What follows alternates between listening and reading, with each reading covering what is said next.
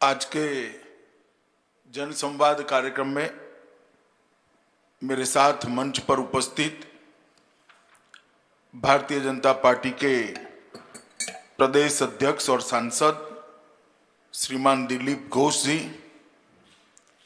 हमारे राष्ट्रीय सह संगठन मंत्री श्रीमान शिव प्रकाश जी, हमारे राष्ट्रीय महामंत्री और बंगाल के प्रभारी जिन्होंने बंगाल के संगठन के अंदर अपने परिश्रम से जान फूंकी है, ऐसे श्री कैलाश विजयवर्गीय जी, केंद्रीय मंत्री श्रीमान बाबुल सुप्रियो जी, बहन देवर्षि चौधरी जी, भारतीय जनता पार्टी के वरिष्ठ नेता आहलूवालिया जी, बंगाल भारतीय जनता पार्टी के वरिष्ठ नेता श्री मुकुल रॉय जी, भारतीय जनता पार्टी के राष्ट्रीय सचिव श्री राहुल सिन्हा जी, स्वपन दास गुप्त जी, श्री अरविंद मेनन जी, और इस वर्चुअल रैली में टेक्नोलॉजी के माध्यम से मेरे साथ जुड़े हुए करोड़ों देश और विदेश के बंगाल के नागरिक और भारतीय जनता पार्टी को मैं प्रणाम कर कार्यकर्ताओं को मैं प्रणाम कर मेरी बात की शुरुआत करना चाहता हूं।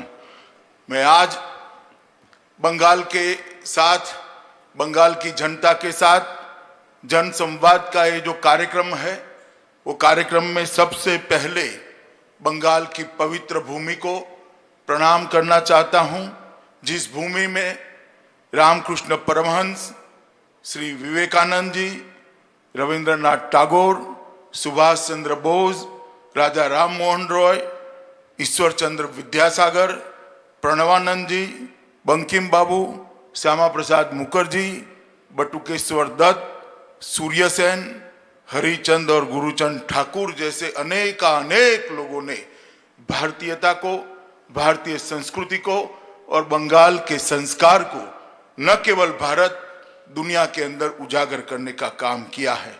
मैं सभी बंग भूमि के, जहां बंग भूमि ने जिन्होंने जन्म लिया, ऐसे सभी महानुभावों को प्रणाम कर मेरी बात करना चाहता हूं।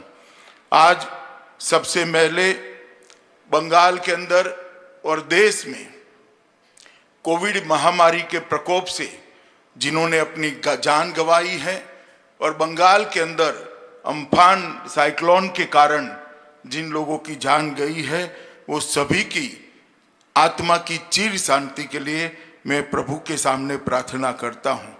साथ साथ 2014 से बंगाल के अंदर परिवर्तन के लिए राजनीतिक संघर्ष करते करते 100 से ज्यादा भारतीय जनता पार्टी के कार्यकर्ताओं ने अपनी जान गंवाई है। मैं बहुत संवेदना के साथ आज उस 100 कार्यकर्ताओं के परिवारों को सलाम करना चाहता हूं कि आपके परिवार का त्याग, आपके परिवार का बलिदान सोनार बांग्ला के निर्माण में एक महत्वपूर्ण पड़ाव है, इसका बहुत योगदान है। और जब भी बंगाल के अंदर परिवर्तन का इतिहास लिखा जाएगा, आपके परिजनों ने जो बलिदान दिया है उसको स्वर्णिम अक्षर से लिखा जाएगा। आज मैं देश भर के कोरोना वॉरियर को भी बड़े सम्मान के साथ सैल्यूट करना चाहता हूं, जिन्होंने अपनी जान को जोखिम में डालते हुए अन्यों की जान को बचाने के लिए कोरोना के खिलाफ लड़ाई लड़ने के लिए बाहर आए हैं। और जो भाई बहन पूरे देश भर में बंगाल में कोरोना से ग्रसित है, मृत्यु के खिलाफ, कोरोना के खिलाफ जंग लड़ रहे हैं, मैं इन सबको भी अपनी शुभकामनाएं देना चाहता हूं कि आप जल्दी स्वस्थ होइए और सोनार बांग्ला के अभियान के अंदर, सोनार बांग्ला के निर्माण के अंदर जुड़ जाइए और बंगाल के अंदर परिवर्तन की ये लड़ाई के अंदर जुड़ जाइए।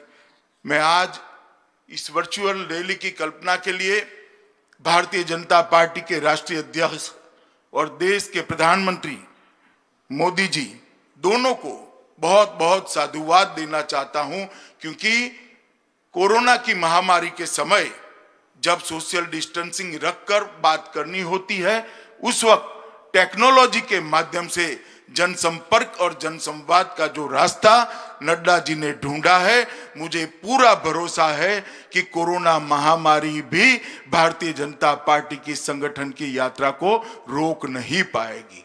देश में 75 से ज्यादा वर्चुअल रैली के माध्यम से देश भर की जनता और देश भर के कार्यकर्ताओं का जो संपर्क करने का हमने अभियान चलाया है, वो अभियान जरूर आने वाले दिनों में अपनी असर दिखेगा। मैं बंगाल की जनता को विशेषकर धन्यवाद करना चाहता हूं, क्योंकि आज ये वर्चुअल संवाद, जनसंवाद, बंगाल की जनता के साथ जनसंवाद जो है, मोदी जी की सरकार के 1 साल की समाप्ति के लिए है। मैं बंगाल की जनता को ये कहना चाहता हूं कि भले भारतीय जनता पार्टी को 303 सीटें देश भर से मिली है, मगर मेरे जैसे कार्यकर्ता के लिए सबसे महत्वपूर्ण सीटें हैं बंगाल की 18 सीटों पर भारतीय जनता पार्टी का विजय।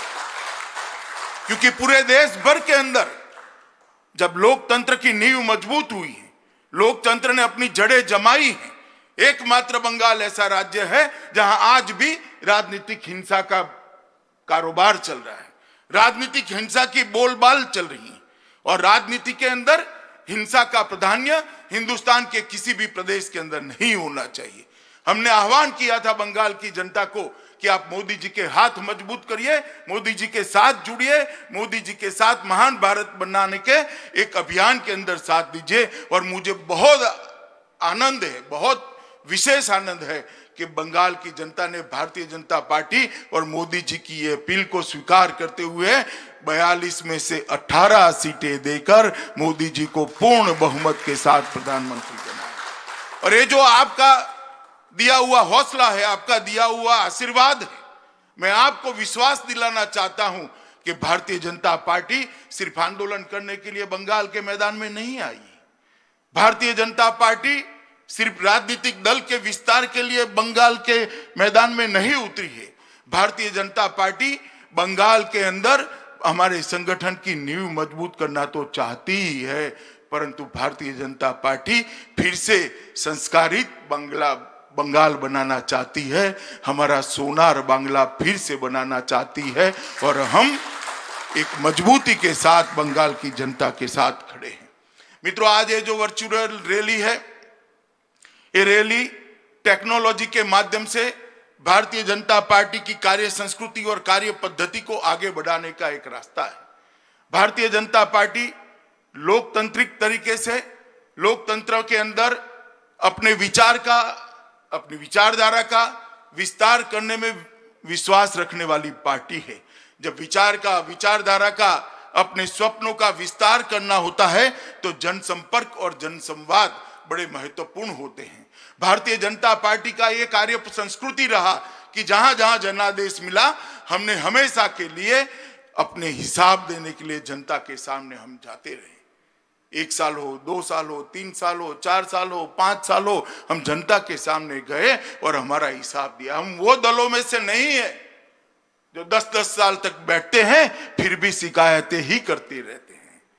भाई, सत्ता आपको दे दी, सरकार आपको दे दी, और हालत नहीं संभल रहे हैं तो केंद्र पर हमले करना, हम वो दल नहीं है। हम सत्ता जब मिलती है तब परिवर्तन करने में विश्वास करते हैं, और हमने जो किया है इसका हिसाब किताब देने में विश्वास करते हैं। कोविड के कारण जब 1 साल समाप्त हुआ तब हम सब सोचते थे कि क्या होगा इस बार, जनसंपर्क कैसे करेंगे, जनसंवाद कैसे करेंगे, जनता को हिसाब कैसे देंगे और जनता से इसकी इच्छा कैसे जानेंगे। मगर नड्डा जी ने एक अच्छा रास्ता निकाल दिया। ये मैं आज तीसरी वर्चुअल रैली के अंदर उपस्थित हुआ हूं।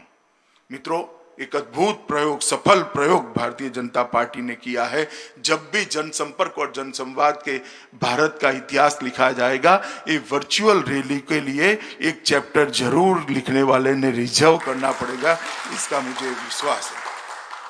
मैं आज जिस प्रकार से बंगाल भारतीय जनता पार्टी ने इस कार्यक्रम का आयोजन किया है, 70,000 से ज्यादा LED स्क्रीन लगाए हैं, दुनिया भर के बंगाल के लोगों को जोड़ा है, इनके एसोसिएशनों को जोड़ा है। मैं दिलीप घोष, मुकुल रॉय और कैलाश विजयवर्गीय और उनकी टीम को हृदय से बधाई देना चाहता हूं कि आपका ये परिश्रम बंगाल की जनता के साथ जनसंवाद भारतीय जनता पार्टी का जरूर रंग लाएगा। मित्रों, आज मैं जब आपके सामने उपस्थित हुआ हूं तब मोदी जी की सरकार का 1 साल समाप्त हुआ है। मोदी 2 का 1 साल समाप्त हुआ है, मगर मोदी 2 को आइसोलेशन में नहीं देख सकते, 1 साल को आइसोलेशन में नहीं देख सकते। नरेंद्र मोदी जी 2014 में देश के प्रधानमंत्री बने और 2014 से 2019 में फिर से जनादेश प्राप्त किया और उसका 1 साल समाप्त हुआ। ये 6 साल भारत को हर तरीके से आगे बढ़ाने के 6 साल रहे। ये 6 साल भारत की समस्याओं का समाधान करने के 6 साल रहे हैं। ये 6 साल भारत को दुनिया में सम्मान दिलाने के 6 साल रहे हैं। ये 6 साल 60 करोड़ लोगों के जीवन के अंदर परिवर्तन लाने के 6 साल रहे हैं। और ये 6 साल के अंदर स्केल भी बदला है और स्किल भी बदली है। हर तरीके से नए भारत की रचना की दिशा में हम मोदी जी के नेतृत्व में आगे बढ़े हैं। जब मोदी जी को नेता चुना गया, मैं भी भारतीय जनता पार्टी के महासचिव के नाते संसद के सेंट्रल हॉल में था। मुझे आज भी मोदी जी का पूरा भाषण याद है। उन्होंने भाषण की शुरुआत में ही कहा था कि भारतीय जनता पार्टी की सरकार, ये मेरी सरकार जो ऐतिहासिक जनादेश लेकर आई है, वो गरीबों की सरकार होगी, दलितों की सरकार होगी, आदिवासियों की सरकार होगी, पिछड़ों की सरकार होगी। दूसरे दिन अखबारों ने, ढेर सारे अखबारों ने अपने कमेंट्स लिखे थे कि सब ऐसा कहते हैं मगर गरीबों के लिए कुछ नहीं होता। मैं सबको आज कहना चाहता हूं, 6 साल हो गए, पीछे मुड़कर देखिए 60 करोड़ गरीबों के जीवन में किस प्रकार से परिवर्तन लाने का काम ये भारतीय जनता पार्टी की सरकार ने किया है। मित्रों, मैं आपको बताना चाहता हूं कि मोदी जी ने सबसे पहले 60 करोड़ गरीबों के घर में, जिनके पूरे परिवार के पास बैंक अकाउंट नहीं था, उसके घर में बैंक अकाउंट पहुंचाने का काम किया और ये जनधन योजना के माध्यम से बैंक अकाउंट पहुंचाया। 31 करोड़ बैंक अकाउंट खोले गए। जब 31 करोड़ बैंक अकाउंट खोले गए, बहुत सारे नेताओं की टिप्पणियां मुझे याद है, राहुल बाबा की भी टिप्पणियां याद है। बैंक अकाउंट खोलकर करोगे क्या, अंदर रखोगे क्या? राहुल बाबा, जिसकी दृष्टि वक्र होती है उसको वक्र ही दिखाई पड़ता है। मैं सिर्फ आगे की बात नहीं करता, कोरोना के वक्त मोदी जी ने जो राहत भेजी है वो ही कहना चाहता हूं। 51 करोड़ लोगों के बैंक अकाउंट के अंदर 53 करोड़ों रुपया मोदी जी ने सीधा डीबीटी के माध्यम से पहुंचाने का काम किया है। मित्रों, ये पैसा अगर अकाउंट न होता तो किस तरह से पहुंचा? हर घर में जनधन अकाउंट खोला। 50 करोड़ भारतीयों के जीवन के अंदर स्वास्थ्य की सुविधाएं नहीं थी। 50 करोड़ भारतीयों के लिए अगर बीमारी आ जाती है तो ईश्वर ही मालिक होता था। परंतु जब मोदी जी आयुष्मान भारत योजना लेकर आए, 50 करोड़ भारतीयों के जीवन में एक नया उजाला आया। 5 लाख रुपए तक का स्वास्थ्य का पूरा खर्चा आज नरेंद्र मोदी सरकार उठा रही है। और मुझे कहते हुए आनंद है, 3 साल से कम समय के अंदर लगभग 1 करोड़ भारतीयों ने अपने ऑपरेशन इस योजना के माध्यम से सफलतापूर्वक कराया है और एक भी पैसे का खर्चा उनको नहीं लगा है। ये बंगाल के सारे कार्यकर्ता ताली बजा रहे हैं, खुशी व्यक्त कर रहे हैं, मगर बंगाल को इसका फायदा नहीं मिलता है क्योंकि मोदी जी लोकप्रिय न हो जाए इसके डर से ममता दीदी आयुष्मान भारत योजना को बंगाल की धरती पर उतारना नहीं चाहती। मैं पूछना चाहता हूं ममता दीदी से, क्या बंगाल के गरीब का अधिकार नहीं है? क्या बंगाल के गरीब को अपने बूढ़े बाप का छोटे बच्चे की इलाज कराने का अधिकार नहीं है? आयुष्मान भारत योजना से बंगाली क्यों विमुख है? आपकी राजनीति करने के लिए बहुत सारे मैदान है ममता जी, कोई मैदान आप तय कर दो, कर लेंगे 2-2 हाथ। गरीबों के अधिकार को आप क्यों रोक कर बैठे? और मैं आज बंगाल की जनता को कहना चाहता हूं, ये सरकार बंगाल के गरीबों के अधिकार को रोक कर बैठी।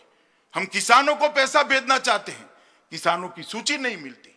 हम गरीबों को आयुष्मान भारत योजना के माध्यम से 5 लाख तक स्वास्थ्य का खर्चा देना चाहते। आयुष्मान भारत योजना बंगाल के अंदर लागू नहीं होती। किस प्रकार की व्यवस्था आप कर, राजनीति की भी एक हद होती है और आप हमें कह रही है हम राजनीति कर रहे हैं। देश भर ने आयुष्मान भारत योजना स्वीकार ली, अंत में अरविंद केजरीवाल जी ने भी स्वीकार ली, मगर ममता दीदी आप क्यों नहीं स्वीकार रही हो? बंगाल की जनता आपको पूछना चाहती है और मैं भी पूछना चाहता हूं, मगर मैं बंगाल वालों को आश्वस्त करना चाहता हूं, चुनाव समाप्त होने दीजिए। भारतीय जनता पार्टी के मुख्यमंत्री के शपथ के 1 ही मिनट के बाद आयुष्मान भारत योजना वहां पर लागू होगी। देश के अंदर गरीब के लिए गैस सिलेंडर एक स्वप्न था। गरीब मां, गरीब महिला, गरीब बच्ची टहनियां कंडा जलाकर अपने खाना पकाती थी, धुएं से त्रस्त हो जाती थी।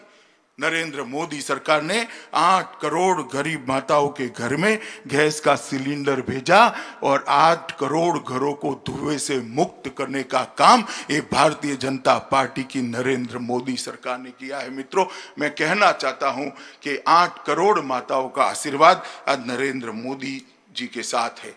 देश में आजादी के 70 साल के बाद 20,000 गांव ऐसे थे जहां पर बिजली ही नहीं थी। 2.5 करोड़ से ज्यादा घर ऐसे थे जहां लालटेन जलती थी। नरेंद्र मोदी जी ने दर्द को समझा कि 70 साल हो गए, लोकतंत्र के मायने ही क्या रह जाते थे जब 70 साल के बाद भी कोई गांव में बिजली का खंभा भी न हो, कोई घर के अंदर बिजली का बल्ब न लगे। मोदी जी ने योजना बनाई, सौभाग्य योजना। 2.5 करोड़ गरीबों के घर में मुफ्त बिजली का कनेक्शन पहुंचा और धुएं की जरा अंधेरों को भी घर से बाहर निकालने का काम भारतीय जनता पार्टी के नेता और देश के प्रधानमंत्री नरेंद्र मोदी।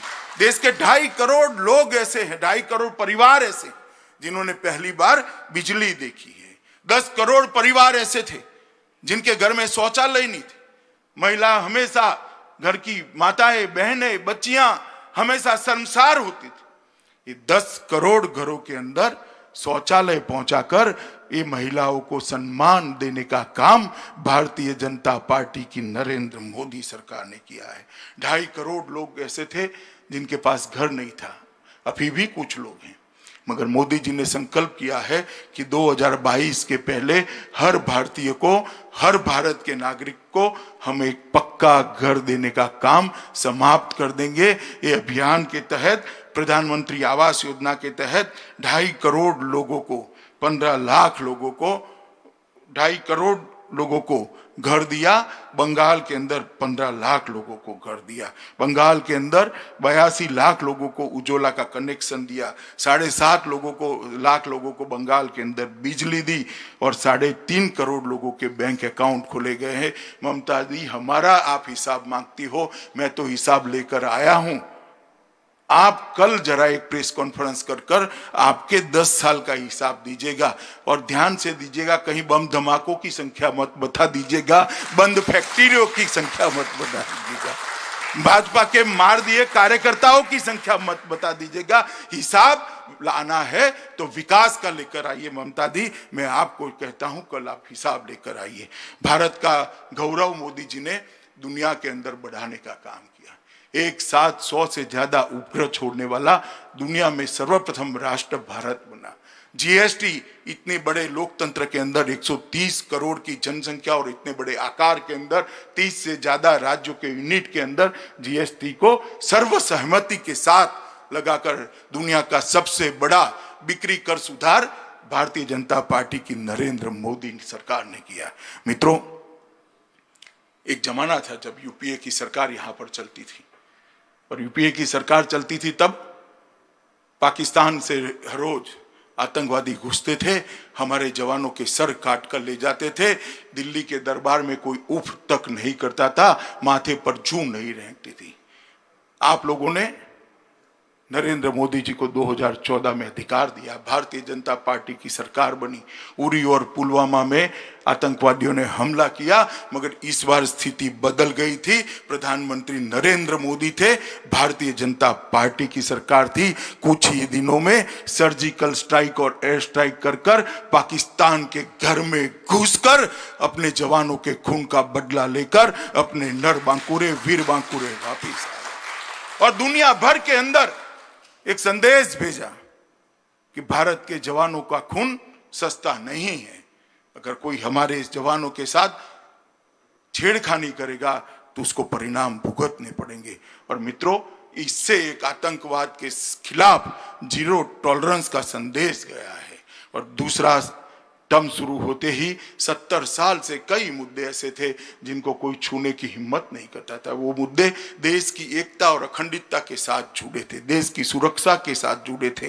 देश का हर नागरिक और बंगाल का तो हर नागरिक विशेषकर चाहता था कि कश्मीर के अंदर धारा 370 और 35A को हटा दिया जाए, क्योंकि बंगाल के ही नेता थे, बंगाल के ही सुपुत्र थे श्यामा प्रसाद मुखर्जी, जिन्होंने अपने जीवन का बलिदान कश्मीर में 370 के आंदोलन के लिए कश्मीर की भूमि पर दिया। और हम भारतीय जनता पार्टी के कार्यकर्ताओं के लिए गौरव है कि हमारी पार्टी के पहले राष्ट्रीय अध्यक्ष ने कश्मीर के लिए कश्मीर की भूमि पर बलिदान दिया था। और मैं तो जब से कार्यकर्ता बना 14 साल की उम्र से, तब से नारे लगाते थे हम लोग कि जहां हुए बलिदान मुखर्जी वो कश्मीर हमारा है। मगर एक कसक रह जाती थी, दिल में एक दर्द रह जाता था कि धारा 370 और 35 है, तब तक कश्मीर हमारा नहीं है।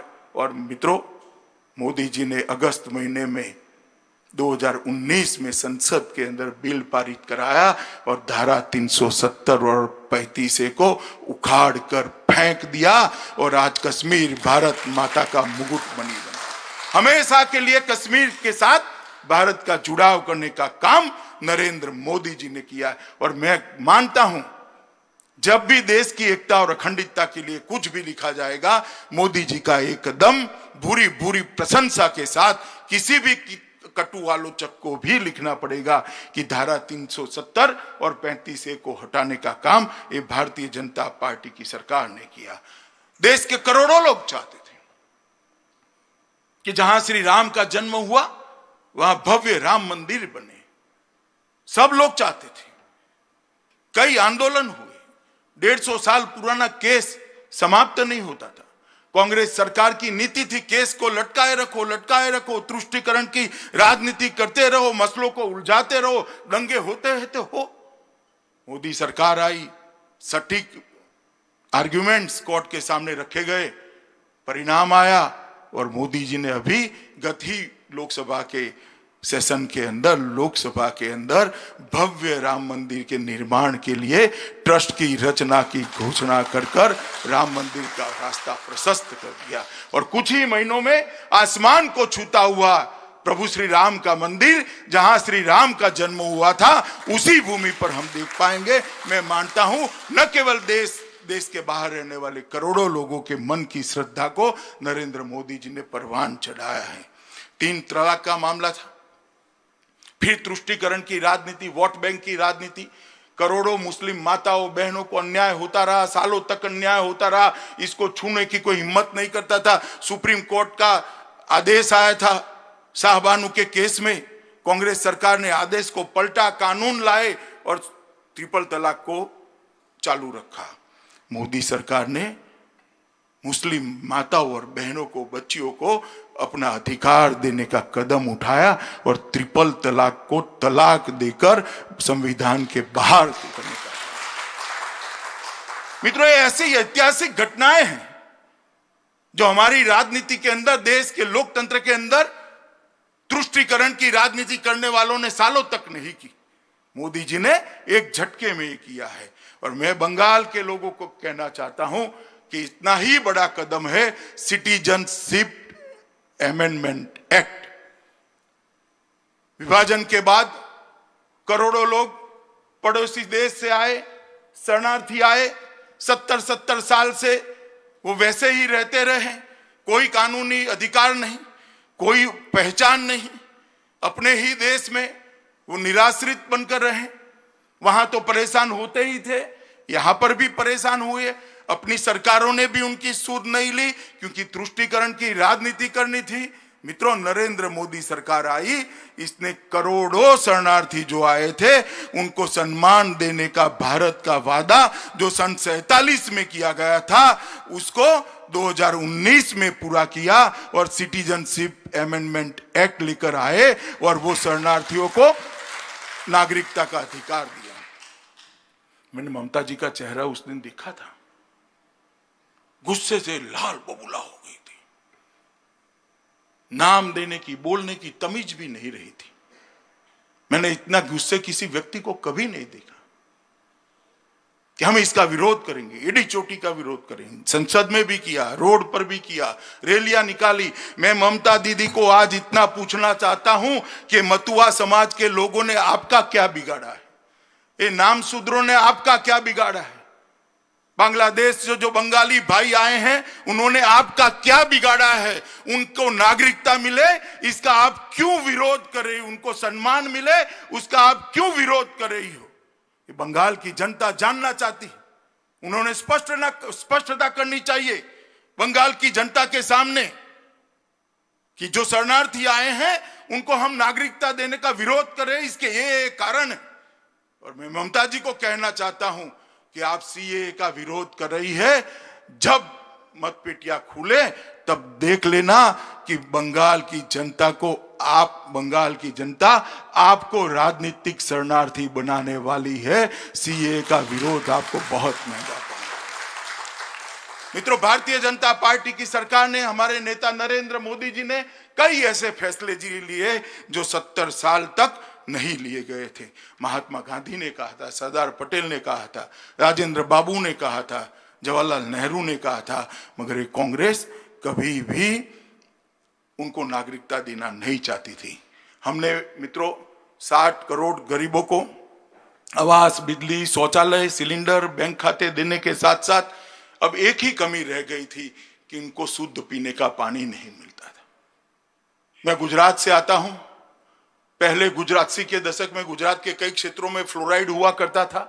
आज तो नहीं है, जल संचय अभियान मोदी जी ने चलाया और गुजरात के अंदर फ्लोराइड निकल गया है। परंतु उस वक्त मैंने देखा था कई युवा 25 साल की उम्र में उनके बाल सफेद हो जाते थे, उनकी हड्डियां टेढ़ी हो जाती थी। ये फ्लोराइड का असर उनको अकाल वृद्धत्व देता था। और देश के 25 करोड़ लोगों को शुद्ध पीने का पानी आज भी भाग्य में नहीं है। नरेंद्र मोदी सरकार ने 2019 में सरकार बनने के बाद सबसे पहला काम किया, जल शक्ति मंत्रालय का गठन किया और जल शक्ति मंत्रालय के माध्यम से देश के 25 करोड़ लोगों को शुद्ध पीने का पानी पहुंचाने का संकल्प किया। और मैं बताना चाहता हूं, सबसे ज्यादा लोग बंगाल का इसको फायदा होने वाला है। मित्रों, हमने दूसरा काम किया, प्रधानमंत्री किसान सम्मान निधि। राहुल बाबा जब चुनाव में घूमते थे, किसानों का ऋण माफ करो, किसानों का ऋण माफ करो। लोक लुभावन वादे करने में कांग्रेस का कोई स्पर्धा में जीत ही नहीं सकता। मगर मैं आज बंगाल की जनता को बताना चाहता हूं कि यूपीए ने 10 साल में एक बार किसानों का ऋण माफ किया। 3.5 करोड़ किसानों को 60,000 करोड़ रुपया माफ किया। वो कहते हैं, आंकड़े कुछ और है, मगर इनका दावा मान भी ले तो 3.5 करोड़ लोगों को 60,000 करोड़ रुपया आपने माफ किया। राहुल बाबा, ध्यान से मेरी बात सुनना जरा। और मोदी जी ने हर किसान को 6,000 रुपया देने की बात की। 9.5 करोड़ किसानों के बैंक अकाउंट में 72,000 करोड़ रुपया पहुंच गया है और हर साल 6,000 रुपया पहुंचने वाला। मगर फिर से बंगाल वाले आप ताली मत बताएं, क्योंकि किसानों का सूची जो राज्य सरकार ने केंद्र को देना चाहिए, ममता दीदी नहीं देती है। उनको डर है कि मोदी जी का 6,000 रुपया आ जाएगा तो मोदी जी लोकप्रिय हो जाएंगे। अरे ममता जी, राजनीतिक लड़ाई लड़ लेंगे, काहे को बंगाल के किसान को आप दुखी कर रही हो? वो बेचारे साइक्लोन का मारा हुआ है, कोरोना का मारा हुआ, उसको 6,000 रुपया चाहिए। आप क्यों बीच में रोड़ा बनी हो? एक सूची भेज दो, मैं आपको कहता हूं, विश्वास दिलाता हूं, शनिवार को सूची भेज दीजिए, हम सोमवार को पैसा भेज देंगे, हम तनिक मात्र देंगे। मगर इसमें आप राजनीति मत करिए, ऐसा मेरा करना। हमने छोटे दुकानदार, असंगठित क्षेत्र के मजदूर और श्रमिकों के लिए पेंशन की योजना की, व्यापारी कल्याण बोर्ड का गठन किया, अलग से मछुआरा विभाग बनाया, जिसका सबसे बड़ा फायदा बंगाल को भी हो सकता है। और तीनों सेनाओं के बीच में अगर युद्ध आता है, आपातकाल आता है या रणनीति बनानी है, सैन्य की तैयारियां करनी है, सैन्य को सुसज्ज करना है, आधुनिकीकरण करना है, सब चीजों के लिए एक कोऑर्डिनेशन की बहुत जरूरत थी। चीफ ऑफ डिफेंस स्टाफ की योजना तो अटल जी के समय में बनी, मगर उसका इम्प्लीमेंटेशन नहीं होता था। 2019 में मोदी जी ने चीफ ऑफ डिफेंस स्टाफ का गठन कर दिया और आज सीडीसी काम कर रहे हैं और हमारी सेनाओं को आधुनिक करने का अभियान आज चल रहा है। वन रैंक वन पेंशन की मांग भी हमने पूरी कर दी। और आरसेप एक ऐसा संवाद, एक ऐसा अंतर्राष्ट्रीय व्यापारी समझौता मनमोहन सिंह जी ने जो शुरू किया था, अगर आरसेप हो जाता तो देश का छोटा व्यापारी, लघु उद्योग, छोटे उद्योजक और किसान, मछुआरे सभी परेशान हो जाते, बर्बाद हो जाते। तो ये बात मोदी जी के सामने आई, तब आरसेप की मीटिंग में उन्होंने कहा कि मैं महात्मा गांधी की भूमि से आता हूं, गरीब किसान, छोटे व्यापारी, छोटे उद्योजक को इनके हितों के खिलाफ मैं काम नहीं कर सकता, मेरे पशुपालक और मछुआरों के खिलाफ मैं काम नहीं कर सकता, इसलिए मेरी आत्मा मुझे परमिशन नहीं देती है कि मैं आरसेप पर दस्तखत करूं। और विनम्रता के साथ आरसेप से भारत बाहर हो गया और आज देश के करोड़ों किसानों को मदद करने का काम आरसेप के माध्यम से हुआ है। हमने आदिवासी भाइयों के कल्याण के लिए 400 नए एकलव्य स्कूल बनाए और इसके माध्यम से आज वो अपने जीवन को आगे बढ़ा रहे हैं। मित्रों, इसी एक साल के अंदर कोरोना का संकट आया, वैश्विक महामारी आई। कोरोना का संकट आया तब मैं पहले क्या होता था बताना चाहता हूं। पहले भी कई आपदाएं आई हैं, कुदरती आपदा पहली बार भारत में नहीं आई है, कोई महामारी भी पहली बार नहीं आई। पहले महामारी आती थी तो सरकारें लड़ती थी, अच्छे से लड़ती थी, मैं ना नहीं कहता, ऐसा नहीं है कि हमारी सरकार ही अच्छे से लड़ी, पहले की सरकारें भी लड़ी, मगर फर्क ये था कि पहले सरकारें लड़ती थी। मोदी जी ने इस प्रकार से महामारी के खिलाफ देश को तैयार किया कि आज नरेंद्र मोदी सरकार तो लड़ ही रही है, सभी राज्य सरकारें भी लड़ रही है और साथ में 130 करोड़ की जनता भी महामारी के खिलाफ लड़ने के लिए एकजुट। ये नेतृत्व का प्रभाव होता है। जब मोदी जी ने जनता कर्फ्यू का आह्वान किया, दुनिया के लिए अचंभा था कि एक भी पुलिस के इंटरफियरेंस के बगैर 130 करोड़ के देश में कर्फ्यू कैसे हो सकता है। सबको आश्चर्य था। जब देश ने आह्वान को माना और देखा, कई टीवी चैनलों ने भी दिखाया कि रोड सुनसान पड़े हैं, कोई व्यक्ति घर के बाहर नहीं निकल रहा है। मैंने शास्त्री जी के बाद पहली बार देखा है कि किसी प्रधानमंत्री की अपील पर स्वयंभू रूप से 130 करोड़ लोग सेल्फ डिसिप्लिन तरीके से अपने घर के अंदर बैठे रहे। उन्होंने इससे एक सामूहिक मन बनाने का प्रयास किया। इसके बाद में कोरोना के खिलाफ घंटी बजाओ, थाली बजाओ, उसके बाद दिया जलाने का कार्यक्रम, उसके बाद कोरोना वॉरियर के सम्मान में तीनों सेनाओं ने पुष्प वर्षा करी। ये सारी चीजें कर कर मोदी जी ने एक राष्ट्र, एक जन, एक मन ऐसी अटूट श्रृंखला बना दी कि पूरा देश जैसे एक मन से कोरोना के सामने लड़ने के लिए खड़ा है। और उसी का नतीजा है कि देश, दुनिया के सबसे विकसित देश भी आज ये देखने आते हैं कि भारत कोरोना के खिलाफ कैसे लड़ा है। मित्रों, कई प्रकार से 130 करोड़ लोगों को मोदी जी ने एकजुट किया। कई सर्वेक्षण हुए हैं, कोई 84% लोगों को मोदी जी के साथ बताता है, कोई 94% लोगों को बताता है, मगर मैं कहता हूं आपके सर्वेक्षण गलत है। 100% 130 करोड़ की जनता आज नरेंद्र मोदी के साथ चट्टान की तरह खड़ी है। मित्रों, प्रधानमंत्री गरीब कल्याण पैकेज कोरोना की महामारी की शुरुआत में भी लेकर आए। मोदी जी को मालूम था कि सबसे बुरी असर देश के गरीबों को पड़ती। 1,70,000 करोड़ का पैकेज लेकर आए, जिसके अंदर ढेर सारी योजनाएं थी। मैं कुछ योजना जरूर बताना चाहता हूं। किसान सम्मान निधि लगभग 8.7 करोड़ लोगों को 16,000 करोड़ रुपया दिया। बंगाल में कुछ नहीं मिला क्योंकि हमारे पास सूची नहीं है। महिला जनधन खाता 20 करोड़ लोगों को 30,000 करोड़ रुपया मिला और बंगाल के अंदर 1.92 करोड़ लोगों को 2885 करोड़ रुपया मिला। सामाजिक सुरक्षा का पेंशन 3 करोड़ लोगों को 3,000 करोड़ रुपया मिला। बंगाल में 21 लाख लोगों को 213 करोड़ रुपया मिला। कंस्ट्रक्शन वर्कर्स 2.3 करोड़ को 4,300 करोड़ मिला। बंगाल में 30 लाख लोगों को 300 करोड़ रुपया मिला। उज्ज्वला योजना 8.19 करोड़ लोगों को 13,000 करोड़ के गैस के सिलेंडर फ्री दिए गए। बंगाल के अंदर 1.13 करोड़ की दो दिए हैं, इसलिए 1.13 करोड़ लोगों को 1100 करोड़ के गैस के सिलेंडर दिए गए। बंगाल की जनता के 3.5 करोड़ लोगों को 3556 करोड़ का सीधी मदद नरेंद्र मोदी जी के द्वारा हर घर में पहुंचाने का काम एक गरीब कल्याण है। और मैं ममता जी को आज भी कहता हूं कि किसानों की सूची भेज दीजिए। हम किसानों को 6,000 रुपया देना चाहते हैं, आप काहे को रोड़ा बनी हो। ये योजना में बंगाल के खाते में 0 आता है। एक बार सूची भेज दीजिए, कृपया सूची भेज दीजिए, हम तुरंत ही पैसा ट्रांसफर करेंगे। और बंगाल पीडीएस के माध्यम से बंगाल के लगभग 60.68 करोड़ लाभार्थियों को 3.84 लाख मैट्रिक टन अनाज दिया, जिसकी वैल्यू लगभग 8,000 करोड़ रुपया होती है। इस प्रकार से 11,000 करोड़ रुपया बंगाल के लोगों को सीधा दिया। सरकार को जो सहायता दी है वो अलग है। 11,000 करोड़ रुपया बंगाल की जनता के घर में सीधा पहुंचाने का काम ये भारतीय जनता पार्टी की सरकार ने किया।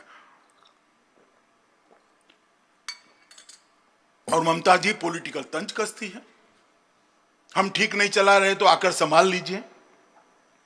भाई हमसे तो जो बन पड़ता था वो करा। 11,000 करोड़ रुपया हमने सीधा बंगाल की जनता के खाते में भेजा है और बंगाल सरकार को भी जो देना निकलता था वो निकलता। हमने कोई पक्षपात नहीं किया।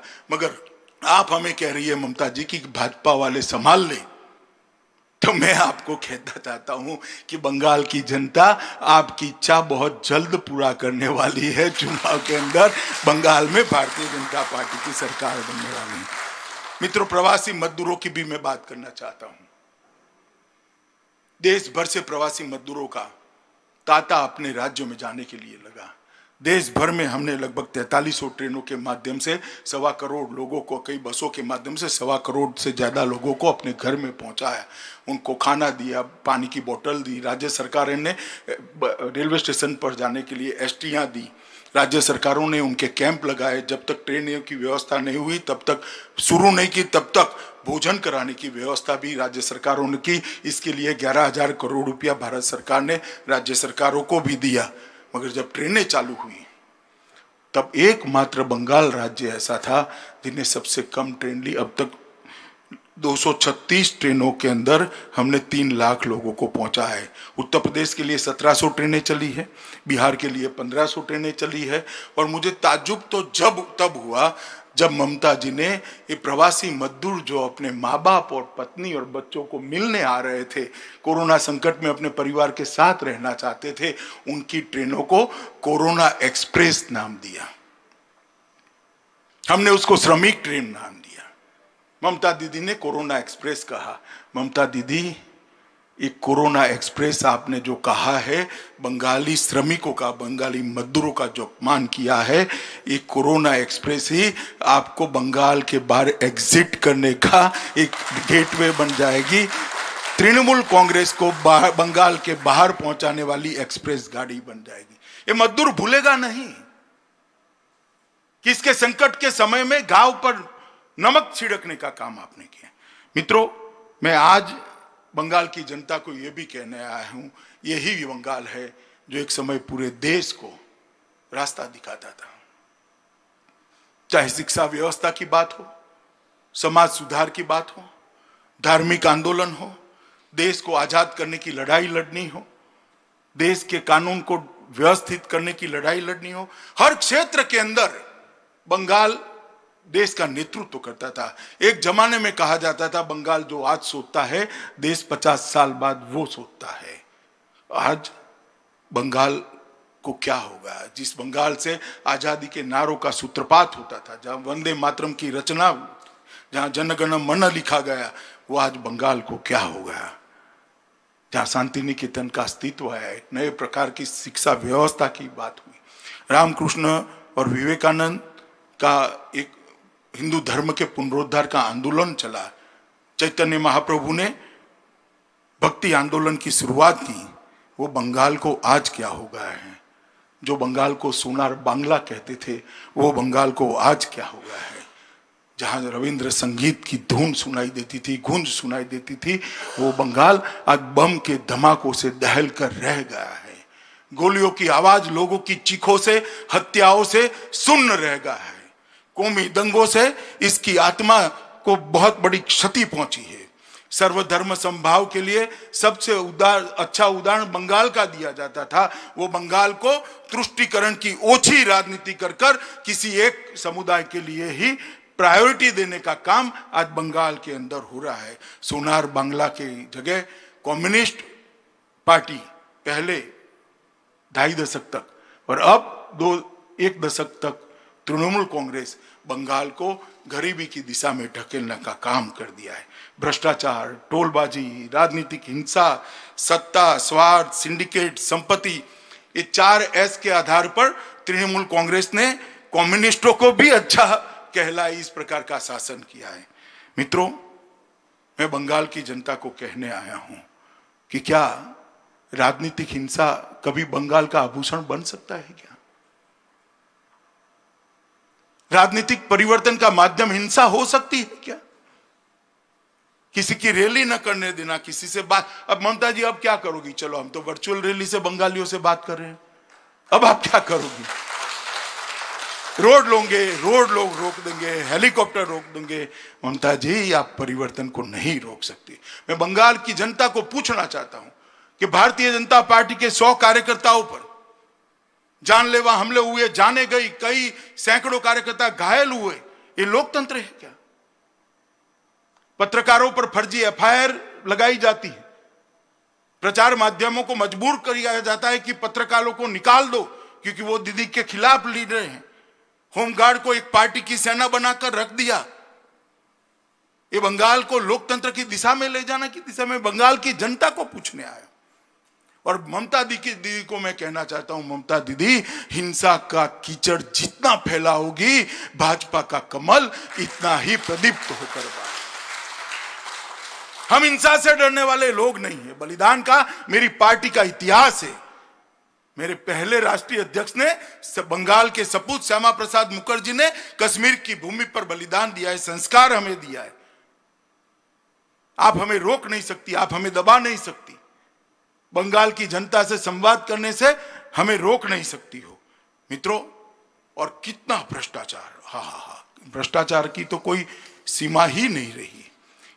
इतना भ्रष्टाचार कि मैं आपको गिनाते गिनाते थक जाऊं। ढेर सारे भ्रष्टाचार के किस्से मेरे पास है। वो सब तो ठीक है, मगर आप अम्फान, तूफान और कोरोना में भी अगर भ्रष्टाचार करते हो तो मुझे लगता है कि बंगाल की जनता आपको माफ नहीं करेगी। कानून और व्यवस्था की स्थिति पूरी चरमरा है। बीजेपी के सांसदों पर केस करते हैं, घर के अंदर बंद कर देते हैं, विधायकों को सेवा करने से आप रोक रहे हो, संपर्क करने से रोक रहे हो। ये लोग नहीं देख रहे हैं क्या? हुबली, टोलिनापाड़ा, मालदा, वहां ऐसे संकट के काल में भी दंगे हुए हैं। बम धमाके, घुसपैठ, गाय तस्करी, नारकोटिक्स की तस्करी, ये बंगाल के अंदर खुली छूट दे दी गई है। मित्रों, मैं आज बंगाल की जनता को कहने आया हूं, ये परिस्थिति को हमें बदलना पड़ेगा। और ममता दीदी के आर्थिक कुप्रबंधन ने बंगाल को बहुत पीछे धकेल दिया है। बंगाल जो सबसे बड़ा GDP का कंट्रीब्यूटर होता था, वो आज बहुत पीछे पड़ गया है। बंगाल को आगे ले जाने के लिए सत्ता परिवर्तन की जरूरत है। आपने कम्युनिस्टों को इसलिए निकाला था कि बंगाल का विकास रुका था, मगर शायद आज बंगाल के बहुत सारे लोग मुझे कह रहे थे, इनसे तो कम्युनिस्ट भी अच्छे थे। आपने कम्युनिस्ट को मौका दिया, कुछ नहीं हुआ। ममता को मौका दिया, कुछ नहीं हुआ। एक बार मोदी जी को और भारतीय जनता पार्टी को मौका दीजिए, हम सोनार बांग्ला बनाएं। और उदाहरण है, बिहार बीमारू राज्य माना जाता था, एनडीए की सरकार आई, आज बिहार विकास के रास्ते पर चल पड़ा है। मध्य प्रदेश बीमारू राज्य माना जाता था, आज मध्य प्रदेश विकसित राज्य बना है। छत्तीसगढ़ 24 घंटा बिजली पहुंच चुकी विकसित राज्य है। राजस्थान बीमारू राज्य माना जाता था, भाजपा को 10 साल शासन दिया, राजस्थान विकास के रास्ते पर है। और उत्तर प्रदेश सबसे बदहाल स्टेट माना जाता था, योगी जी की सरकार को अभी 3 ही साल हुए हैं, 3 साल में उत्तर प्रदेश विकास के रास्ते पर चल पड़ा है। जहां जहां भारतीय जनता पार्टी की सरकारें हुई, विकास का रास्ता प्रशस्त हुआ है। मोदी जी ने भी बंगाल के लिए बहुत सारा काम किया है। बंगाल को लगभग 764 किलोमीटर का राष्ट्रीय राजमार्ग दिया है, इसमें 10,000 करोड़ रुपया खर्च होगा। 2,500 किलोमीटर की ग्रामीण सड़कें 1200 करोड़ के खर्चे में। भारत बांग्लादेश सीमा समझौते से 68 साल पुराना बंगाल के विकास का रोड़ा हटाया। बंगाल की दुर्गा पूजा को यूनेस्को वर्ल्ड हेरिटेज टैग देने के लिए भारत सरकार ने सिफारिश की है। रेलवे बजट में 5,437 करोड़ का और 12,500 मेट्रो के लिए विशेष काम किया है। जनवरी 2015 में स्वामी विवेकानंद ट्रेन का शुभारंभ किया। केंद्रीय सहायता से पश्चिम बंगाल में हावड़ा, न्यू टाउन कोलकाता, मध्यम ग्राम सोलर सिटी, 3 सोलर सिटी विकसित किए जा रहे हैं। बनपुर स्थित सेल के इसको स्टील प्लांट का आधुनिकीकरण किया जाता है, क्षमता 3 गुना बढ़ेगी। लगभग सागरमाला के 41 प्रकल्प हमने शुरू किए हैं। और मैं कुछ आंकड़े भी देना चाहता हूं मित्रों कि मोदी जी की सरकार आई, उसके पहले मनमोहन सिंह जी की सरकार थी।